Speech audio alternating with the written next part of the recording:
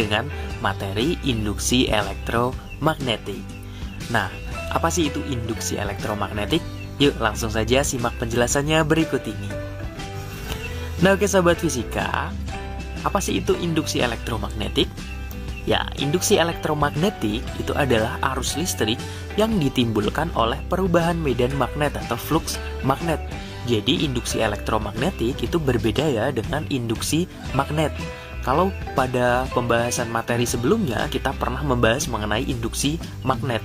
Nah, induksi magnet itu adalah medan magnet yang ditimbulkan oleh arus listrik. Nah, kalau ini kebalikannya. Induksi elektromagnetik itu adalah arus listrik yang ditimbulkan oleh perubahan medan magnet.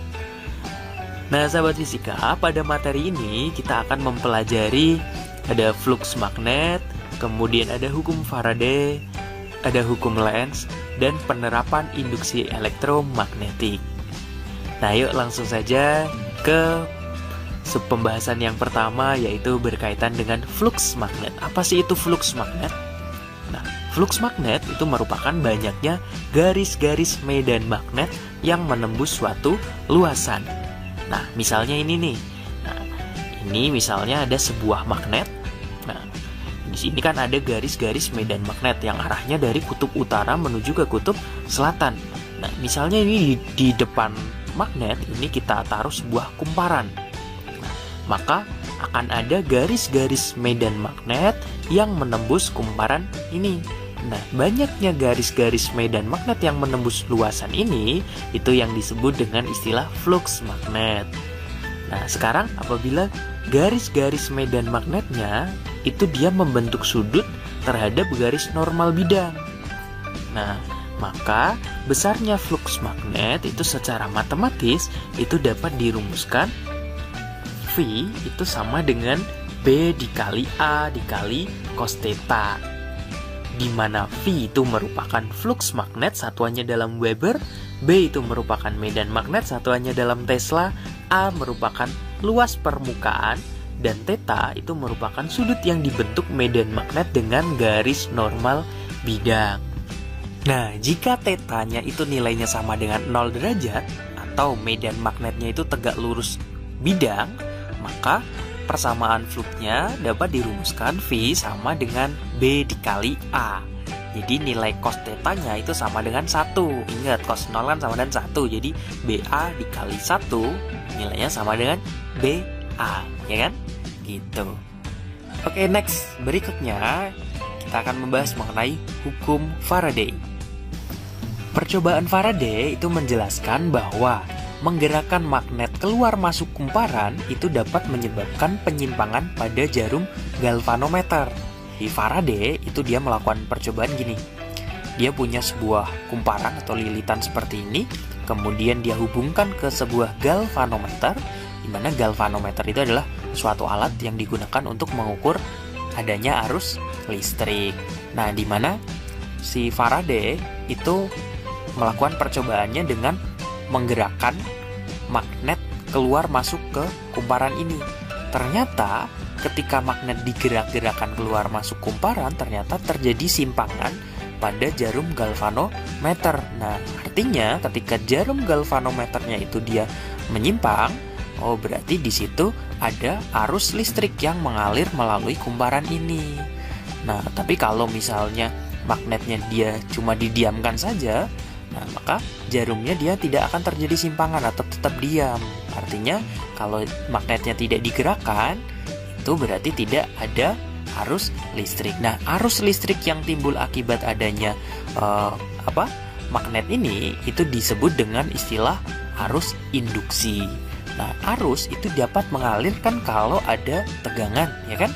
Nah, tegangannya kita anggap atau kita sebut dengan istilah GGL induksi, yang mana menurut Faraday, besarnya GGL induksi yang timbul dalam suatu rangkaian itu sama dengan laju perubahan flux magnet yang terjadi pada rangkaian tersebut, atau secara matematis dapat dirumuskan E atau epsilon sama dengan negatif N dikali delta flux per delta T. Atau kalau misalnya untuk waktu yang sangat singkat, epsilon sama dengan negatif N dikali d flux dt atau turunan flux terhadap waktu gitu. Dimana E-nya atau epsilonnya itu merupakan GGL induksi, satuannya dalam volt. Kemudian N merupakan jumlah lilitan. Delta flux itu merupakan perubahan flux magnet. Delta T merupakan selang waktu. Nah, d flux dt itu merupakan turunan flux terhadap waktu. Nah, kok di situ tandanya negatif? Kenapa? Nah, ini akan dijelaskan di hukum Lenz. Oke, langsung aja yuk. Untuk hukum Lenz, jadi menurut Lenz itu bahwa arus induksi yang timbul dalam kumparan menghasilkan medan magnet yang berlawanan arah dengan medan magnet yang menghasilkan arus induksi tersebut. Jadi misalnya kayak bisa kita lihat pada gambar ini. Jadi ketika magnetnya ini kutub utara digerakkan masuk ke kumparan, di sini di kumparan ini ada medan magnet induksi yang arahnya berlawanan dengan arah gerak magnet ini. Dimana ketika ini magnetnya digerakkan keluar, maka di sini akan timbul medan magnet induksi yang arahnya ke kanan gitu. Jadi tanda negatif di sini itu menunjukkan bahwa arah medan magnet induksi pada kumparan ini itu arahnya berlawanan arah dengan medan magnet yang menimbulkan arus induksi tersebut gitu. Oke sahabat fisika, biar lebih jelas yuk langsung saja ke contoh soal berikut ini. Sebuah kumparan memiliki jumlah lilitan 1000 mengalami perubahan flux magnetik dari 9 kali 10 pangkat min 5 Weber menjadi 3 kali 10 pangkat min 5 Weber dalam selang waktu 10 milisekon. Tentukan GGL induksi yang timbul. Nah, dari soal ini diketahui jumlah lilitan atau N-nya 1000, kemudian perubahan fluxnya. Nah, ini fluxnya dia berubah dari 9 kali 10 pangkat min 5 menjadi 3 kali 10 pangkat min 5. Ini flux 1, ini flux 2. Jadi, delta fluxnya itu flux 2 kurangi flux 1. 3 kali 10 pangkat min 5 dikurangi 9 kali 10 pangkat min 5 min 6 kali 10 pangkat min 5 Weber. Nah, ini dalam selang waktu delta T 10 milisekon atau 0,01 sekon, atau kalau diubah ke notasi ilmiah jadinya 10 pangkat min 2 sekon. Nah, tentukan besar GGL induksi atau epsilonnya berapa sih? Nah, kita bisa gunakan persamaan dari hukum Faraday, di mana epsilon sama dengan min N dikali delta flux per delta T, atau nilainya sama dengan epsilon sama dengan negatif 1000 dikali negatif 6 dikali 10 pangkat min 5 dibagi 10 pangkat min 2. Nah, atau sama dengan 6 volt, ya kan? Jadi 10 pangkat min 5 dibagi 10 pangkat min 2 kan masih 10 pangkat min 3 dikali 1000 kan sama dengan 1. Negatif 1 dikali negatif 6 kan? Jadi nilainya adalah 6 volt, besarnya GGL induksi yang timbul. Kemudian contoh soal berikutnya. Soal nomor 2. Kumparan dengan 10 lilitan mengalami perubahan flux magnetik dengan persamaan flux sama dengan 0,02 T pangkat 3 ditambah 0,4 T kuadrat ditambah 5 dengan flux dalam satuan Weber dan T dalam satuan sekon. Tentukan besar GGL induksi saat T sama dengan 1 sekon. Nah, ini soalnya sama masih berkaitan dengan hukum Faraday, cuman soal yang kedua ini fluxnya dalam bentuk persamaan. Maka untuk mencari GGL induksinya kita bisa menggunakan persamaan epsilon sama dengan negatif N d flux dt, di mana d flux dt itu merupakan turunan dari flux ini terhadap T. Nah, atau kalau ini diturunkan jadinya berapa nih? Oke, atau fluxnya sama dengan negatif N-nya kan 10 d flux dt. Ini jadi turunan dari 0,02 T pangkat 3 ditambah 0,4 T kuadrat tambah 5 itu berapa sih? Oke, kalau diturunkan berarti kan 0,02 dikali 3 0,06 T pangkatnya kurangi 1, tinggal pangkat 2 ditambah 0,4 kali 2 0,8 kan? T pangkatnya kurangi 1, tinggal 1. Ini 5 nggak ada T-nya, berarti kalau diturunkan nilainya 0. Jadi epsilon sama dengan negatif 10 dikali 0,06 T kuadrat ditambah 0,8 T, atau epsilon sama dengan berapa nih? Saat yang ditanyakan kan tentukan besar GGL saat T-nya sama dan 1 sekon, ya kan? Berarti epsilonnya saat T sama dan 1 sekon, ya udah T-nya tinggal ganti 1 sekon aja. Jadi negatif 10 dikali 0,06 dikali 1 kuadrat ditambah 0,8 kali 1, atau sama dengan ya negatif 10 dikali 0,06 ditambah 0,8, kan 0,86 dikali 10 di tinggal 8,6 volt gitu. Oke sahabat fisika, untuk aplikasi yang pertama yaitu untuk GGL induksi akibat perubahan medan magnet. Kita ingat persamaan dari hukum Faraday bahwa untuk mencari GGL induksi dirumuskan epsilon atau E sama dengan min N delta flux per delta T. Nah, kita ingat lagi nih, mana untuk flux magnet itu dirumuskan flux sama dengan B dikali A untuk medan magnet atau B yang tegak lurus terhadap bidang. Nah, jika terjadi perubahan medan magnet atau B-nya berubah, maka untuk delta flux-nya itu berarti sama dengan delta B dikali A. Sehingga persamaan untuk mencari GGL induksinya dirumuskan E sama dengan min N dikali delta flux-nya kita ganti delta B dikali A atau A kali delta B dibagi delta T. Jadi E sama dengan min N dikali A kali delta B per delta T, di mana E itu merupakan GGL induksi, N merupakan jumlah lilitan, A merupakan luas penampang, dan delta B merupakan perubahan medan magnet, delta T-nya adalah selang waktu. Nah oke sahabat fisika, kita lihat contoh berikut ini. Sebuah kumparan memiliki luas 20 cm persegi, jumlah lilitan 1000. Jika induksi magnet pada kumparan berkurang sebesar 5 Weber per meter persegi dalam waktu 2 sekon, tentukan GGL induksi yang timbul. Nah dari soal ini, pertama sudah diketahui luas atau A-nya adalah 20 cm persegi atau 20 dikali 10 pangkat min 4 meter persegi. Kemudian jumlah lilitan atau N-nya sama dengan 1000.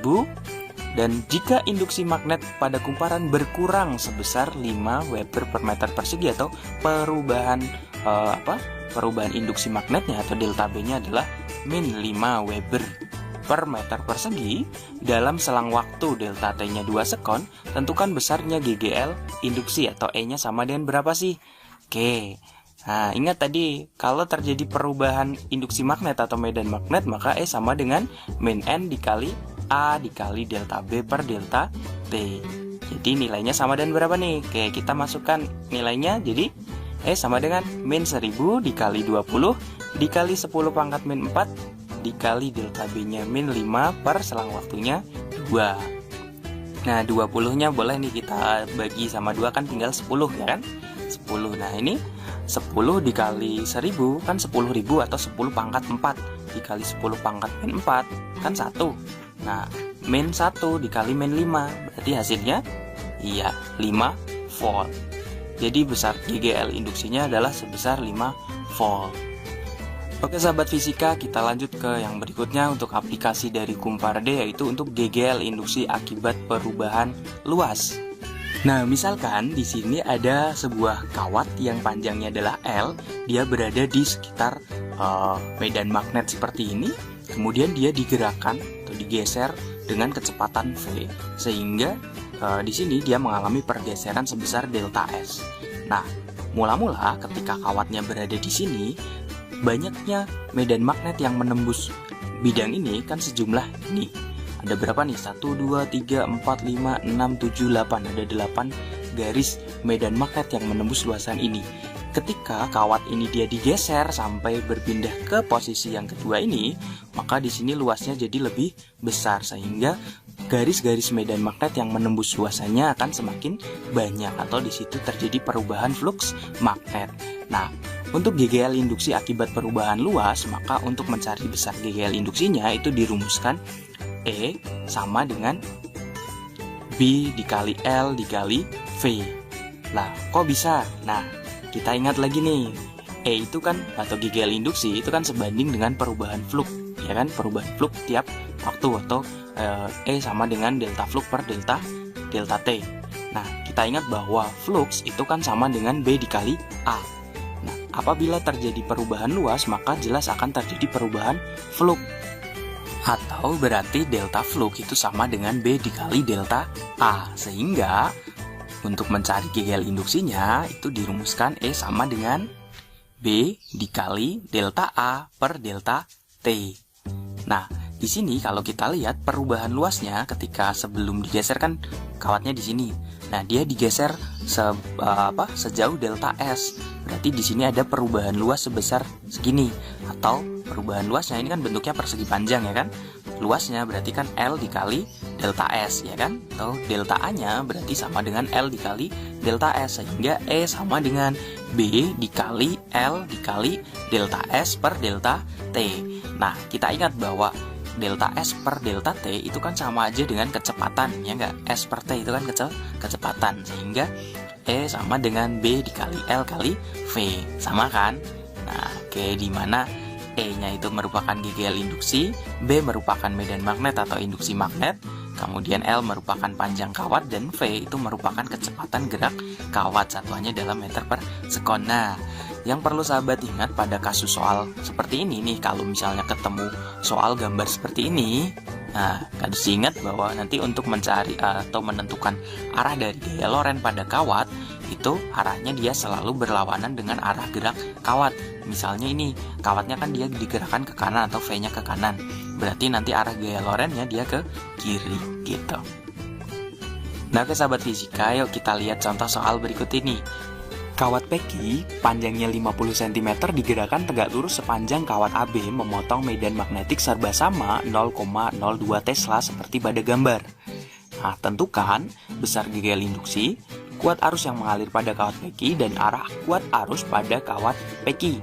Nah, sahabat fisika ingat tadi kalau ketemu soal bentuk gambar seperti ini, tadi untuk mencari besar GGL induksinya itu dirumuskan E sama dengan BLV, belief, ya kan? Oke. Nah, di sini sudah diketahui besar medan magnetiknya atau B-nya sama dengan 0,02 Tesla, kemudian panjang kawatnya 50 cm atau 0,5 meter, dan kecepatannya atau V-nya 2 meter per sekon. Sehingga E sama dengan 0,02 dikali 0,5 dikali 2. 0,5 kali 2 kan 1 kali 0,02, iya 0,02. Jadi besar GGL induksinya adalah 0,02 volt. Kemudian yang B yang ditanyakan adalah kuat arus yang mengalir pada kawat PQ. Nah, kita ingat nih persamaan dari hukum Ohm bahwa V sama dengan I kali R, ya kan? Berarti kalau untuk mencari arusnya, I sama dengan V per R, ya kan? Nah, di sini V-nya kita pakai GGL induksi, jadi I sama dengan E per R, atau 0,02 dibagi R-nya 0,02 Ohm, jadi I sama dengan 1 ampere. Kemudian yang C yang ditanyakan adalah arah kuat arus pada kawat PQ. Nah, untuk menentukan arah arusnya kita bisa menggunakan kaidah tangan kanan gaya Lorentz, di mana ibu jari menunjukkan arah arus atau I, kemudian jari telunjuk menunjukkan arah medan magnet atau B, dan telapak tangan kita atau jari tengah kita itu menunjukkan arah gaya Lorentz. Nah, kita bisa menggunakan kaidah tangan kanan yang seperti ini nih. Nah, di mana arah ibu jari itu menunjukkan arah arus listrik, kemudian arah 4 jari tangan kita itu menunjukkan arah medan magnet, dan telapak tangan kita itu menunjukkan arah dari gaya Lorentz. Nah, pada gambar tersebut V-nya kan dia ke kanan, berarti arah gaya Lorentz-nya dia ke kiri. Nah, kemudian di situ arah induksi magnetnya atau B-nya di situ digambarkan dengan tanda titik-titik seperti ini, titik-titik atau dot seperti ini, artinya medan magnetnya kan dia keluar bidang atau keluar layar atau keluar kertas, ya kan? Kalau kalian nonton ini berarti arah B-nya dia keluar dari layar HP atau layar monitor kalian, gitu. Nah, berarti B-nya dia dot atau keluar bidang, kemudian F-nya dia ke kiri. Nah, maka arah ibu jari kalian gimana nih kalau kita menerapkan ini? Arah B-nya dia keluar bidang atau menuju ke arah kalian, kemudian F-nya ke kiri, maka I-nya ke bawah. Iya, ke bawah berarti dari P ke Q gitu. Mudah kan? Oke, sahabat fisika, kita lanjut ke yang berikutnya, yaitu untuk menentukan GGL induksi akibat perubahan sudut. Nah, aplikasi ini itu contohnya adalah pada generator atau genset.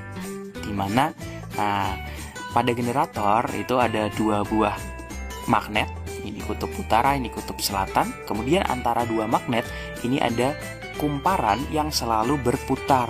Nah, ketika di sini ada kumparan kan berarti ada garis-garis medan magnet yang arahnya dari kutub utara menuju ke kutub selatan yang menembus kumparan ini kan. Nah, karena kumparannya dia selalu berputar, maka jumlah garis medan magnet yang menembus kumparan ini itu akan selalu berubah-ubah gitu. Nah, misalnya gini, ketika posisinya seperti ini, ya kan, bisa aja nggak ada yang menembus kumparan ini, tapi ketika dia muter maka akan ada kumparan yang akan ada medan magnet yang menembus kumparan ini, dan begitu seterusnya. Dia akan selalu berubah-ubah. Kenapa? Karena kumparannya dia selalu berputar. Nah, kita ingat lagi untuk persamaan dari hukum Faraday, E sama dengan min N d flux dt, di mana flux itu kan sama dengan BA dikali cos theta, ya kan? Atau BA dikali cos omega T. Jadi tetanya boleh kita ganti jadi omega T. Ingat lagi persamaan theta pada gerak melingkar gitu. Sehingga E sama dengan min N D dt dari BA cos omega T. Jadi BA cos omega T nya ini kita turunkan. Turunan dari BA cos omega T kalau diturunkan terhadap T, jadinya gimana nih? B sama A ini kan nggak ada T-nya, jadi ini kita anggap konstanta, boleh kita keluarkan. Jadi E sama dengan min N dikali B dikali A, kemudian cos omega T kalau diturunkan, turunan cos itu kan min sin, terus cos omega T ini kalau diturunkan berarti jadinya min omega sin omega T, ya kan? Omeganya kita keluarkan dulu, jadi dikali min omega sin omega T, atau E-nya jadinya N dikali B kali A omega sin omega T, atau biar lebih mudah kita tuliskan jadi E sama dengan B A omega N sin omega T bakwan, ya enggak? Ya kan? Oke, nah gitu. Nah, untuk besar GGL induksi maksimumnya ini kan jadi selalu berubah-ubah. Tapi untuk mencari GGL induksi maksimumnya gimana? Nah, nilai sin itu kan nilai maksimumnya sama dengan 1. Jadi GGL induksi maksimumnya akan bernilai maksimum apabila nilai sinnya sama dengan 1, sehingga E max-nya itu sama dengan BA omega N gitu. Dimana E itu merupakan GGL induksi, B merupakan medan magnet, A merupakan luas permukaan atau luas penampang dari kumparan, kemudian omeganya merupakan kecepatan sudut, dan N-nya merupakan jumlah lilitan pada kumparan gitu. Oke, biar lebih jelas yuk kita lihat contoh soal berikut ini. Seseorang bekerja mereparasi sebuah generator listrik. Kumparan diganti dengan yang baru yang memiliki luas penampang 2 kali lipat dari semula dan jumlah lilitan 1,5 kali dari semula. Jika kecepatan putar generator diturunkan menjadi 3/4 kali semula, tentukan perbandingan GGL maksimum yang dihasilkan generator dibandingkan sebelum direparasi. Nah, dari soal ini, sebelum direparasi itu kan kita anggap A1 atau luas kumparan satunya itu sama dengan A. Kemudian jumlah lilitan atau N1-nya sama dengan N, omega satunya sama dengan omega. Nah, setelah direparasi atau sesudah direparasi itu di situ kumparannya diganti dengan luas penampang A2 itu 2 kali lipatnya atau 2A. Kemudian jumlah lilitannya diganti 1,5 kali semula atau N2 sama dengan 1,5 N. Dan kecepatan putarnya atau kecepatan sudutnya omega 2 itu dijadikan 3/4 kali semula atau 3/4 omega. Maka perbandingan setelah direparasi sama sebelum direparasi, GGL maksimumnya berapa? Atau E2 banding E1 itu berapa sih? Nah, kita ingat lagi nih bahwa E itu kan sama dengan BA omega N bakwan, ya kan? Jadi E2 banding E1 itu sama dengan B2A2 omega 2 kali N2 dibagi B1 A1 omega 1 kali N1. Nah, pada kasus ini yang diubah itu kan cuma kumparan sama kecepatan putarnya saja. Medan magnetnya kan tetap nggak dirubah. Jadi B2 sama B1-nya sama. Jadi boleh kita coret. Nah, oke. Sekarang kita masukkan nih, A2-nya kan 2A. Jadi E2 per E1 sama dengan 2A dikali 3/4 omega dikali 1,5 N per A dikali omega kali N. Oke, A-nya boleh kita coret, omega-nya coret, N-nya coret. Oke, yang bawah berarti kan tinggal 1 ya kan? Sekarang 2 kali 3/4 dikali 1,5. 2 kali 1,5 itu kan 3. 3 dikali 3/4. Ya, berapa nih? Iya, 9/4. Oh, jadi perbandingan GGL maksimum sesudah direparasi dan sebelum direparasi adalah 9/4. Misalnya, sebelum direparasi itu dia hanya menghasilkan GGL sebesar 4 volt. Berarti setelah direparasi jadi dia bisa menghasilkan GGL induksi sebesar 9 volt gitu. Cukup mudah bukan? Nah, gitu. Oke sahabat fisika, kita lanjut ke yang berikutnya untuk penerapan dari hukum Faraday, yaitu berkaitan dengan GGL induksi akibat perubahan arus. Nah, misalnya ini ada sebuah lampu, dia dihubungkan ke sebuah baterai, tapi di sini ada saklarnya ya. Tapi dia ditambah dengan kumparan atau induktor. Nah, pernah nggak sih ketika misalnya kalian melihat perangkat elektronik gitu, ketika misalnya dia udah dimatikan tapi lampu indikatornya itu dalam sekejap itu masih tetap nyala gitu, nggak langsung mati, tapi dalam sekejap masih menyala, kemudian makin redup baru mati gitu. Nah, kok bisa? Nah, jadi pada saat membuka dan menutup saklar dengan cepat terjadi laju perubahan kuat arus listrik pada kumparan, sehingga pada kumparan terjadi perubahan fluks magnet yang ditimbulkan perubahan arus tersebut. Akibatnya pada kumparan timbul GGL induksi diri dan lampu tampak menyala sekejap. Jadi ketika ini dihubungkan ke baterai, itu kan juga ada arus listrik yang mengalir ke kumparan ini, ya kan? Nah, ketika ini saklarnya kita tutup atau kita buka dengan cepat, maka di sini akan terjadi perubahan arus. Nah, perubahan arus tersebut itu menimbulkan GGL induksi diri pada kumparan ini. Nah, sehingga ketika ini saklarnya kita matikan, itu masih ada arus listrik dari kumparan ini atau dari GGL induksi dari kumparan ini yang mengalir ke lampu meskipun dalam sekejap, jadi lampunya nggak langsung mati gitu. Nah, kita ingat persamaan dari hukum Faraday bahwa E sama dengan min N D flux dt. Nah, atau E sama dengan min N dikali dt dari ya B kali A. Flux itu kan B kali A, ya kan? Nah, kemudian lihat lagi nih bahwa B itu kan sama dengan mu 0 IN per L. Lihat lagi pada materi induksi magnet.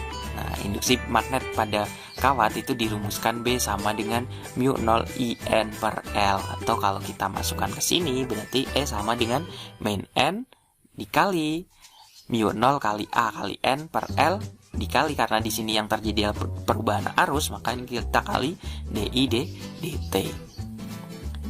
Nah, atau jadinya min mu 0 AN kuadrat per L kali DI dt. Nah, mu 0 dikali A dikali N kuadrat per L itu yang disebut dengan istilah induktansi diri atau L besar, satuannya dalam Henry.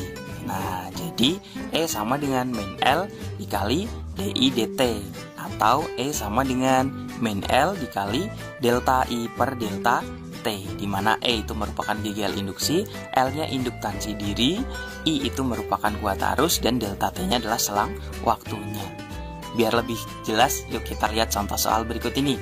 Sebuah kumparan dengan induktansi 5 mH mengalami perubahan kuat arus yang mengalir dari 0,2 ampere menjadi 1 ampere dalam waktu 0,01 sekon. Tentukan besarnya tegangan yang timbul akibat peristiwa tersebut. Nah, dari soal ini sudah diketahui bahwa induktansinya atau L-nya sama dengan 5 mH atau 5 kali 10 pangkat min 3 Henry. Kemudian perubahan arus atau delta I-nya itu dia berubah dari 0,2 ampere menjadi 1 ampere atau 1 dikurangi 0,2. Jadi nilainya adalah 0,8 ampere atau 8 kali 10 pangkat min 1. Dalam selang waktu atau delta T-nya 0,01 sekon atau 10 pangkat min 2 sekon. Tentukan besarnya tegangan atau GGL induksinya pada peristiwa tersebut. Nah, oke, ingat tadi berdasarkan hukum Henry bahwa E sama dengan min L dikali delta I per delta T. Jadi E sama dengan min 5 dikali 10 pangkat min 3 dikali delta I-nya 8 kali 10 pangkat min 1 dibagi 10 pangkat min 2. Nah, 5 kali 8 itu kan 40. 10 pangkat min 3 kali 10 pangkat min 1 kan 10 pangkat min 4 dibagi 10 pangkat min 2. Jadi masih 10 pangkat min 2. Jadi E sama dengan min 40 dikali 10 pangkat min 2 atau min 0,4 volt gitu.